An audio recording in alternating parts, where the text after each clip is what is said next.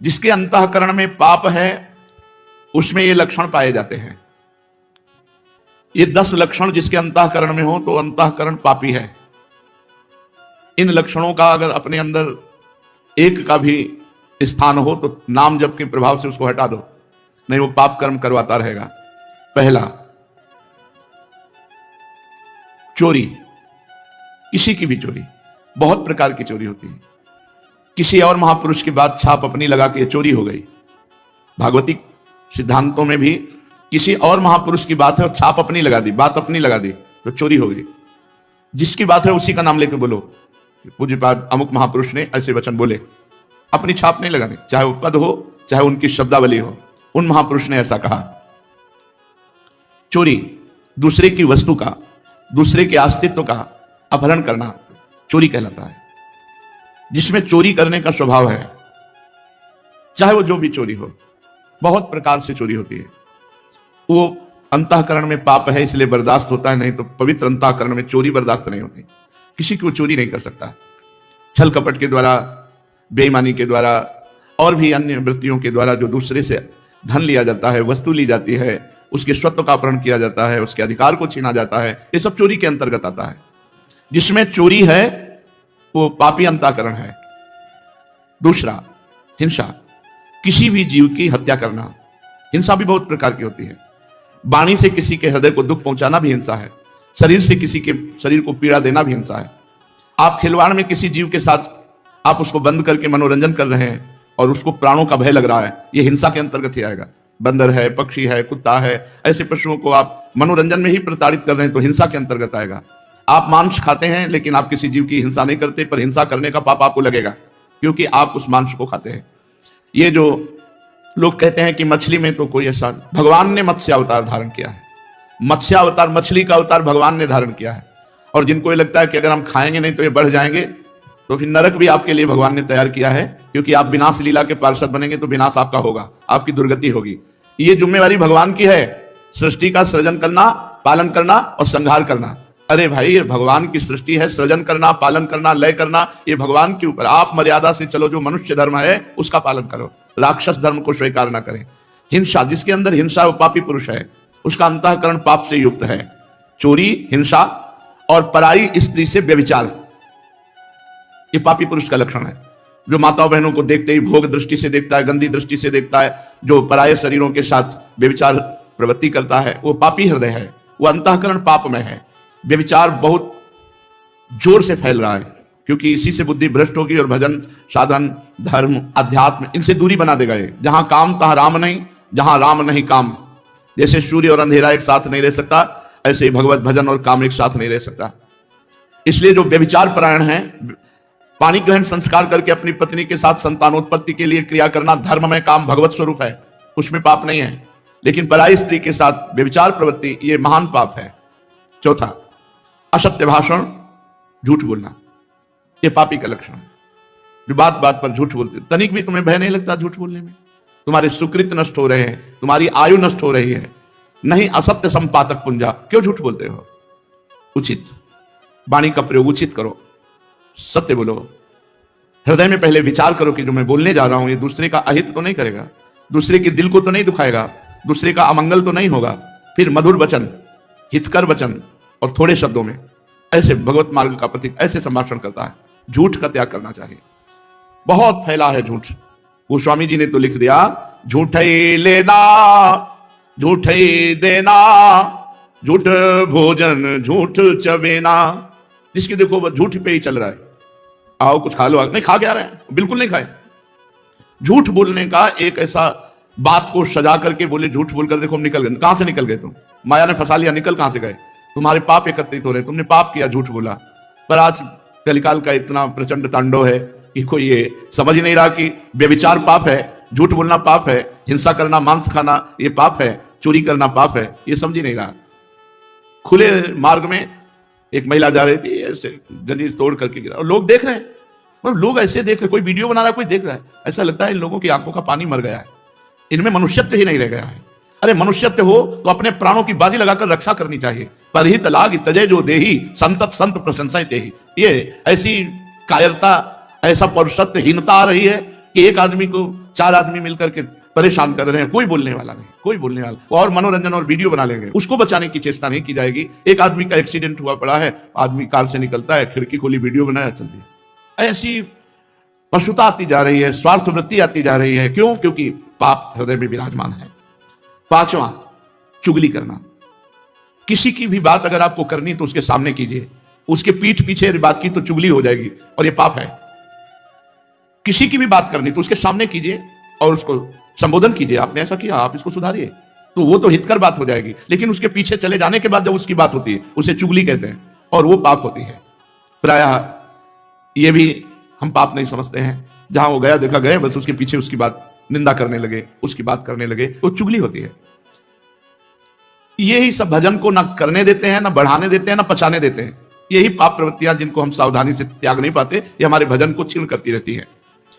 6वां, पराये अधिकार को अपने में लेने की चेष्टा। किसी की जमीन, किसी की वस्तु, किसी की, बहुत चालबाजियां। क्या करोगे? मर जाओगे यार। ये सब बांध के ले जाओगे, खोपड़ी में बांध के, खोपड़ी भी यही फोड़ दी जाएगी तुम्हारी। एक कपाल क्रिया होती है, वो उसमें श्मशान में होती है, जलती हुई लुखाठी से सर को फोड़ा जाता है। तो जिंदगी भर खोपड़ी लगाते रहे संसार में, तुम्हारी खोपड़ी फोड़ी जाएगी, अंतिम में खोपड़ी भी फोड़ दी जाती है। जैसे मंदिर में खेती लगी है, जमीन लगी है, उसका अन्न धन आप स्वयं अपने प्रयोग में करें, बुजुर्गों ने लगा दिया, इसके बाद आपने अधिकार में अपने ले लिया, ये सब पाप का लक्षण है। कभी किसी की इंच भर जमीन, 1 रुपया, 1 दाना भी लेने की कोशिश मत करो, तो आनंदित रहोगे। लेकिन बस किसी तरह माया का ऐसा क्षेत्र बढ़ा है, बस किसी तरह बस अहंकार की पुष्टता होती रहे। 7वां, पराया अनिष्ट चिंतन, अनिष्ट करना। कुछ लोगों का स्वभाव होता है, जो मैं चीज पसंद करूंगा उसे चाहे मैं मर जाऊं लेकिन दूसरे को देने नहीं। ऐसे कई स्वभाव हमने देखे व्यक्ति में। मेरी एक आंख फूटे लेकिन पड़ोसी की दोनों फूट जाए, चलेगा। मेरी एक फूट जाए, पड़ोसी की दोनों फूट जाए तो चलेगा। मतलब बहुत तरह से हम दूसरे का अनिष्ट सोचते रहते हैं। धन्य है उनका जीवन जिनके जीवन में किसी का अनिष्ट सोचने की बात नहीं है। नहीं, प्रायः अनिष्ट, पड़ोसी से पड़ोसी के व्यापार, दुकान वाला पर सामने दुकान वाला, ऐसे आसपास के उस, वो अगर मर जाए, अगर उसका अनिष्ट हो जाए तो मैं खुशी हो जाऊं, मैं सुखी हो जाऊं, ऐसा चिंतन, ये पाप का लक्षण है, पापी अंतःकरण का लक्षण है। 8वां, बोलने में अश्लीलता, अश्लील भाषण, गंदी बातें। जब देखो तब गंदी बातें करते, गिरी गिरी बातें करना, नीच बातें करना।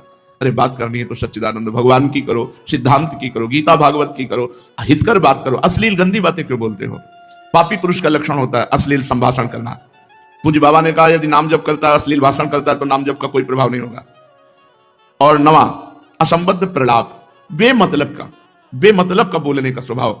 ऐसे लोग पाप हृदय होता है, इसलिए ऐसे बोलते रहते हैं, असंबद्ध प्रलाप। और 10वां, अभिमान, मैं बस वो अभिमान भरा, ये पाप का लक्षण। जब निष्पाप हो जाओगे तो दैन्य हो जाओगे, अभिमान भगवान के चरणों में समर्पित हो जाएगा। चोरी, हिंसा, व्यभिचार, झूठ, चुगली, परधन की इच्छा, पराया अनिष्ट चिंतन और अश्लील भाषण, असंबद्ध प्रलाप और देहाभिमान, ये 10 लक्षण पापी में पाए जाते हैं। अगर इनमें से एक भी है तो हटा देना चाहिए, नहीं भजन में बाधा पहुंच जाएगी। पुनीता जी दिल्ली से। राधे राधे। मर्जी, माता पिता अपने बच्चों के सुख में जीवन के लिए ईश्वर से कैसे विनती करें, कैसे पूजा करें कि उसका पहली बात तो माता पिता को अपने बच्चों को सदुपदेश देना चाहिए, उनको बैठालकर सत्य शास्त्र श्रवण कराने चाहिए। आजकल माता पिता बच्चों को केवल आधुनिक विद्या की तरफ ही, तो आधुनिक विद्या पढ़ करके उद्दंड हो रहे हैं बच्चे। अध्यात्म का ज्ञान न होने के कारण आधुनिक विद्या पढ़ते हैं, व्यभिचार, व्यसन, हिंसा, चोरी, इधर इनकी गति हो रही। तो वो विद्या ही क्या जो ऐसे गंदे आचरणों में ले जाए? विद्या तो वही विद्या है, विद्या विनयम ददाति, जो सौम्यता, विनय, गंभीरता, ब्रह्मचर्य और समस्त दैवी संपदा को लावे, उसी को विद्या कहते हैं। तो माता पिता को यदि अपने बच्चों का कल्याण और मंगल चाहिए तो उनको बचपन से भगवान नाम जपने की प्रेरणा करें, उनको भगवान के पावन चरित्र सुनाएं और सिद्धांत की बातें बतावें, जिससे आध्यात्मिक होकर आधुनिक विद्या का अध्ययन करते हुए संसार में एक आध्यात्मिक पुरुष बने। बिना अध्यात्म के जीवन बेकार है। अब जिसके जीवन में अध्यात्म नहीं, वो मरा हुआ जीवन है, मनमानी आचरण करके केवल वो दुख भोगेगा। और जहाँ अध्यात्म है तहाँ डर है कि हमको ये काम नहीं करना चाहिए, ये गलत है और ये सही है, ऐसा निर्णय करने की बुद्धि होती है। और जिसकी ऐसा निर्णय करने की बुद्धि नहीं तो पशु है। जिनहरि भगति हृदय नहीं आनी, जीवित 100 समान ते प्राणी। तो अपने बच्चों को बैठाल करके रामायण सुनाओ, भगवत गीता सुनाओ, भागवत सुनाओ, अच्छी बातें सुनाओ, नाम जपने की प्रेरणा करो, पूरे परिवार के बड़े जनों के पैर छूने की आज्ञा करो, गलत आचरणों का परिचय बताओ कि ऐसे ऐसे गलत आचरण होते हैं, इधर नहीं जाना चाहिए, ऐसे गंदे बच्चे होते हैं जो ऐसे गलत आचरण की शिक्षा देते हैं, उनसे दूर रहना चाहिए। तब उन बच्चों का जीवन, छोटे छोटे बच्चे गंदी गंदी बातों से युक्त हो रहे हैं, मोबाइल हाथ में है, गंदा आचरण देखते हैं, गंदी बातों में बढ़ रहे हैं, तो वही बॉयफ्रेंड गर्लफ्रेंड व्यभिचार, वही फिर व्यसन नशा करने लगते हैं, फिर उसके बाद उनकी हिंसात्मक वृत्ति हो जाती है, क्योंकि रुपया चाहिए, रुपया दिया तो फिर माता पिता परिवारिक जनों को कटु वचन कहना, मारना पीटना या चोरी करना, ऐसे आचरणों में युक्त हो जाते हैं। तो अध्यात्म की शिक्षा माता पिता को अपने बालकों को देनी चाहिए, पर दुर्भाग्य यह है कि माता पिता अध्यात्म में नहीं है, माता पिता को ही ज्ञान नहीं कि अध्यात्म क्या है, तो बच्चों को क्या अध्यात्म की शिक्षा देंगे। बिना अध्यात्म के जो मन है वो आसुरी प्रवृत्ति में चला जाता है, राक्षसी प्रवृत्ति में। देखो ना, अरे किसी की बेटी हो, थोड़ा तो तेरे हृदय में भाव होना चाहिए कि ये भी मनुष्य की बच्ची है, ये किसी की बच्ची भी हो। कैसे भी जब सुनने को मिलते हैं ना, जैसे लोग बता कि एक बच्ची के साथ ऐसा किया, तो अब सोचो आप, ये राक्षसीपना आया कि नहीं है। अगर थोड़ा भी अध्यात्म होता तो भगवान का डर होता कि ना होता, थोड़ा संयम होता, थोड़ा संयम नियम से, तो कैसे कोई ऐसे आचरण कर सकता है। तो ये सब आचरण नए बच्चे ही तो कर रहे हैं जो अध्यात्म विमुख। क्या वो पढ़े लिखे नहीं है? पढ़े लिखे, आधुनिक पढ़ाई में खूब ग्रेजुएट है, लेकिन आध्यात्मिक पढ़ाई ना होने के कारण वो अपने आचरणों से भ्रष्ट है, वो अपने आचरणों से घिरे हुए हैं। तो हमें लगता है बच्चों की उन्नति के लिए बाल्यावस्था से आध्यात्मिक भी उनको ज्ञान कराना चाहिए, जिससे उनका चरित्र पवित्र हो, जिनसे उनके आचरण अच्छे हों, जिनसे उनका बोलना व्यवहार बर्ताव अच्छा हो। आजकल बच्चे अपने माता पिता से ऐसे बात करते हैं जैसे नहीं करना चाहिए, असभ्य बातें करते हैं। तो ये पढ़ाई लिखाई का है? पढ़ाई लिखाई का तो यह है कि अपने बड़े बुजुर्गों से हाथ जोड़ के बात करना, नम्र बात करना, उनकी बात स्वीकार करना, उनके चरण स्पर्श करना, ये सब बातें भूल जा रहे हैं। तो हम इसीलिए कहते हैं अपने बच्चों को बैठाल कर धार्मिक प्रवचन सुनाओ, धार्मिक ग्रंथों को सुनाओ, नाम जप करवाओ, पवित्र भोजन करने की उनको शिक्षा दो, पवित्र आचरणों की शिक्षा दो, तब उनका जीवन उत्तम और महान बनेगा। ग्रुप कैप्टन नरेंद्र वर्मा जी। राधे राधे। राधे राधे महाराज जी। महाराज जी, अपने परिवार को लेकर, अपने प्रोफेशन को लेकर, अपने बच्चों को लेकर मन हमेशा विचलित सा रहता है, मन शांत कैसे करें मन? हाँ देखो, इसलिए आपने जिम्मेवारी अपनी मानी ना, तो आप असमर्थ हैं, ना काल आपके अधीन है, न माया आपके अधीन है, कुछ अधीन तो है नहीं आपके। जब जो होना है वो हो जाएगा, तो इसलिए आप चिंतित रहते हैं। यदि ये चिंता भगवान को दे दे तो आप निश्चिंत हो जाएंगे। अगर अपने जीवन का भार भगवान को दिए होते और भगवान का निरंतर भजन करते होते तो आपको इस चिंता में नहीं जलना पड़ता।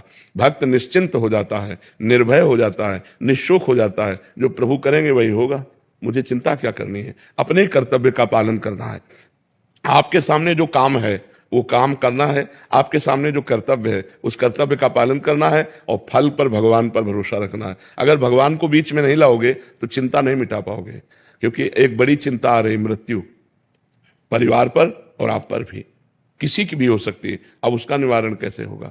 तो अगर आप निश्चिंत होना चाहते हैं तो भगवान की शरण होकर भगवान का नाम जप कीजिए, सत्संग सुनिए, और ये विश्वास कीजिए भगवान मंगल भवन है, वो वही करते हैं जिससे सबका मंगल होता है, और अपने अपने कर्मों का फल भोगना पड़ता है। इसलिए गलत कर्म ना अपने जीवन में होने पावे, और अपने परिवार वालों को समझावे, बच्चों को समझावे कि कोई गलत कार्य ना हो। यदि धर्म विरुद्ध कार्य होगा तो उसका फल दुख आएगा, और जब दुख आएगा तो फिर हमारी बुद्धि विचलित हो जाएगी, अशांत हो जाएगी। इसलिए भगवान का नाम जप करो। करते हो नाम जप?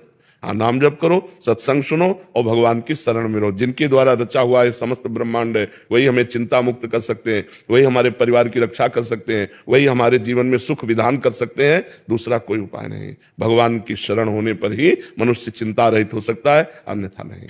जी विवेक जी। राधे राधे स्वामी जी। स्वामी जी, कहा जाता है कि आत्मा और अकाल मृत्यु वाले लोग को मुक्ति नहीं मिलती और आत्मा भटकती रहती है। महाराज जी, मेरा प्रश्न है कि अगर ऐसा है तो परिवार के लोग उस आत्मा की शांति और मुक्ति मिले उसको, उसके लिए हमें क्या करना चाहिए? श्रीमद् भागवत का सप्ताहपारायण, भगवान नाम कीर्तन, साधु समाज को भोज भंडारा, और ये सारे पुण्य उस जीवात्मा को दे दिए जाएं तो जीवन मुक्तता की तरफ आगे बढ़ेगा।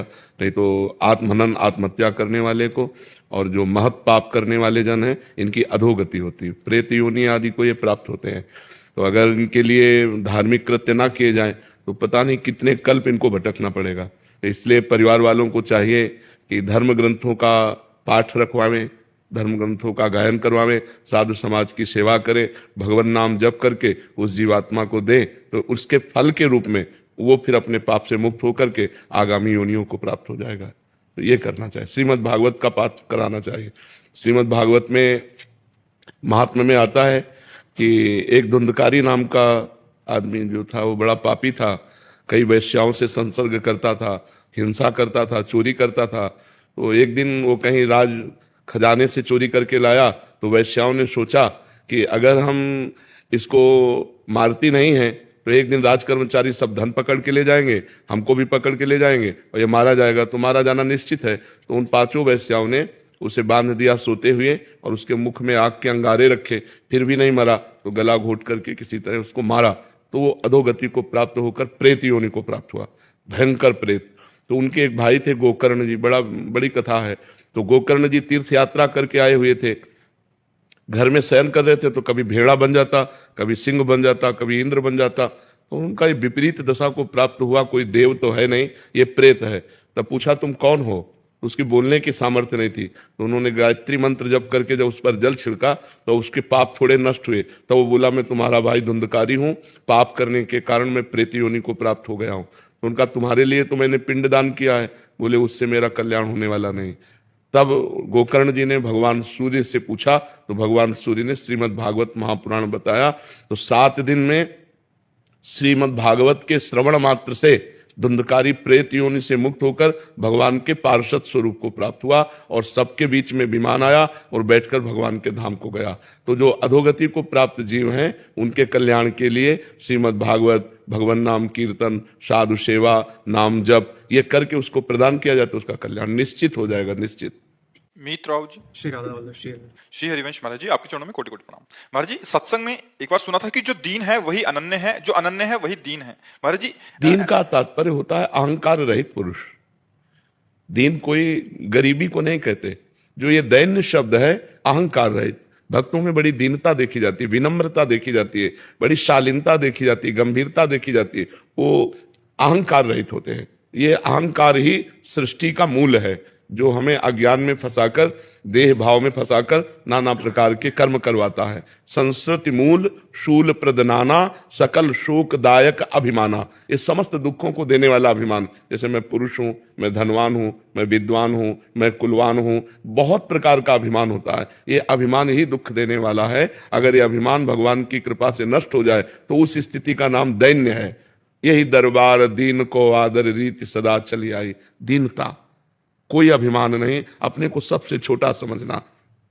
तो ये दीनता भगवान के भजन से, शास्त्र स्वाध्याय से जब ज्ञान प्रकट होता है तब आती है कि सब में वही राम रमा हुआ है, किससे अभिमान करें? यहां भी वही है, सब में वही रमा हुआ है, इसलिए वो दैन्य हो जाता है, अहंकार नष्ट हो जाता है। जब हम दूसरे को देखते हैं तब अहंकार आता है, जब अपने इष्ट को देखते हैं तो अहंकार नष्ट हो जाता है। तो इष्टाकार वृत्ति, भगवदाकार वृत्ति, ये ब्रह्माकार वृत्ति, ये भजन से आती है। जितना नाम जप करोगे उतना ही आपके अंदर शुद्ध ज्ञान होगा, और जितना शुद्ध ज्ञान होगा तब उतना अहंकार नष्ट होता चला जाएगा। अहंकार नष्ट हुआ पूरा कि आप जीवन मुक्त हो गए। और उसी अहंकार की नष्ट स्थिति का नाम दैन्यता है। दैन्यम, दीनता। जो भक्ति में वह दीनता, सबके प्रति प्रिय भाव, मधुर भाव, अपने को सबसे तृणादपि सुनीचेन तरोरियु सहिष्णुना अमानिना मान देन कीर्तनिया सदाहरि। अपने को सबसे तृण से भी नीच समझना और वृक्ष के समान सहनशील होना, दूसरों को मान देना, दूसरों से मान न चाहना, ये भजन करने वालों के अंदर दीनता होती है। तृणादपि सुनीचेन तरोरियु सहिष्णुना। सबहि मान प्रद आप अमानी। सबको मान देते हैं, लेकिन अगर उनको कोई प्रणाम या मान देने लगे तो मैं योग्य नहीं हूं, ऐसा उनके नहीं। सबहि मान प्रद आप अमानी। ऐसे प्राणी जगत को पावन करने वाले होते हैं, जिनके अंदर ये दीनता आ जाती है कि मैं तो किसी योग्य नहीं, अधम जीव हूं, सब में मेरा प्रभु विराजमान है, और सबसे झुक के रहना। ये दीन भाव भक्तों में देखा गया है। बहुत प्रिय भाव, बहुत मधुर भाव, सबको सम्मान देना, आप अमानी रहना, अहंकार रहित, ये भागवतिक गुण है। दीनता भगवान को बहुत प्रिय। ये दरबार दीन को आदर रीति सदा चली आई। जे दीन प्यारे वेद पुकारे द्रवहु सुश्री भगवाना। दीन जिसको प्यारे हैं, तो दीन बनना नाटक करना नहीं। जैसे ये नाटक हो सकता है, जब सामने से कोई कहे, अपने को लगे कि हाँ मैं ऐसा ही प्रभु, आप जैसा करें, और अपने को गुस्सा ना आए तो समझो कि हमारे अंदर दैन्यता जागृत हो, क्योंकि अहंकार रहित पुरुष को फिर क्रोध नहीं आता। क्रोध तब आता है जब अहंकार होता है, अपने में बल का आवेश होता है तब आता है, या फिर भगवान प्रेरित करें दुष्टों के विनाश के लिए तो फिर आता है। तो पर वो दैन्य भक्त सदैव अपने स्वभाव में दैन्य ही रहता है जी। शुभम शर्मा जी ग्वालियर से। राधे राधे महाराज। राधे राधे महाराज जी। महाराज जी, क्या देह त्यागना भी प्रारब्ध हो सकता है, अर्थात भागवतिक ऊर्जा से भूल चूक में प्राप्त की बुद्धि एवं अहम को भी नष्ट करना प्रारब्ध हो सकता है? देह त्याग का मतलब अहम को खत्म करना है। नहीं, अहम को खत्म करना, देह त्याग थोड़ी करना है। तो आपका क्या लक्ष्य है कहना? जो जिन चीजों को समझा है भागवतिक ऊर्जा से, जो नहीं समझना चाहिए था, उसे नष्ट करना। क्या समझना है और क्या भागवतिक ऊर्जा से समझा जो नहीं समझना चाहिए? बोलिए, आप बताइए। जैसे किसी सिद्धि की प्राप्ति के रास्ते पर निकल जाना। अरे भगवान की भगवत ऊर्जा से जो स्थिति होती है वो जगत मंगल के लिए होती है, वो अपना मंगल और दूसरों का मंगल करती है, उसे नष्ट करने की सामर्थ्य तुम्हारे में कहाँ गई? क्या ये प्रारब्ध हो सकता है कि अब जो इस शरीर में जो मैंने चीजों को समझ लिया है? क्या समझा है मुझे भी तो बताओगे? कृपा करके 4 लोग और सुनेंगे कि आपने क्या समझा है। जैसे महाराज जी कि सब कुछ लीला है, कि कुछ भी लीला के परे नहीं है। हाँ। जो मैं हूं वही यहाँ पे है। हाँ। तो मैं जब दुख दे रहा हूँ या मुझे दुख मिल रहा है जी। नहीं, दुख मिल किसको रहा है? जब इतनी ऊंची बात करे तो दुख की संज्ञा किसको है? आत्मा तो नैनम चिंदन्ति शस्त्राणि नैनम दाति पावका न चैनम क्लेदेन्त्यापो न शोष्यति मारुता। अग्नेयास्त्र में सामर्थ्य नहीं कि जला सके, वायुआस्त्र में सामर्थ्य नहीं कि उड़ा सके, वरुणास्त्र में सामर्थ्य नहीं कि उसे भिगो सके, तो दुख कैसे स्पर्श कर सकता है? दुख है क्या? भ्रम। किसको? किसी को दुख नहीं। दुख भ्रमात्मक पुरुष को होता है। जब ये ज्ञान हो गया कि जो मैं हूं वही तुम हो और वही सारा जगत है, तो फिर दुख कहां है? विचार करके देखो, कहां दुख है? आप कहते हो मैं उस विचार को नष्ट कर दूं, किसको? कौन सी स्थिति है? लेकिन उसके रास्ते में जैसे आप बताते हैं कि जब भगवत प्राप्ति के रास्ते पर जब चलते हैं तो संसार के दुखियाले की जब ये अनुभव, सुनो, अभी तुम बच्चा हो, जब ये अनुभव हो जाएगा कि जो मैं हूं वही तुम हो, वही सारा जगत है, तो जड़ चैतन्य सब कुछ भगवत स्वरूप है। अब रास्ता कहां रह गया? वो तो पहुंचा हुआ पुरुष है। लेकिन उसके बाद अगर कोई अगर लेकिन लगता है, देखो, लेकिन लगता है तो बच्चा केवल तुम बुद्धि से बात कर रहे हो, स्थिति पाई भर की नहीं है। स्थिति के अंतर्गत जब बात आती है तब ये नहीं होता है। अभी उस स्थिति को प्राप्त करने की चेष्टा की जाए तो फिर बात की जाए। उस स्थिति को प्राप्त करने की चेष्टा करना चाहते हो क्या? तुम तो नष्ट करने की बात करते हो। वैसे नाम जप करो, भगवान का नाम जप करो और गंदी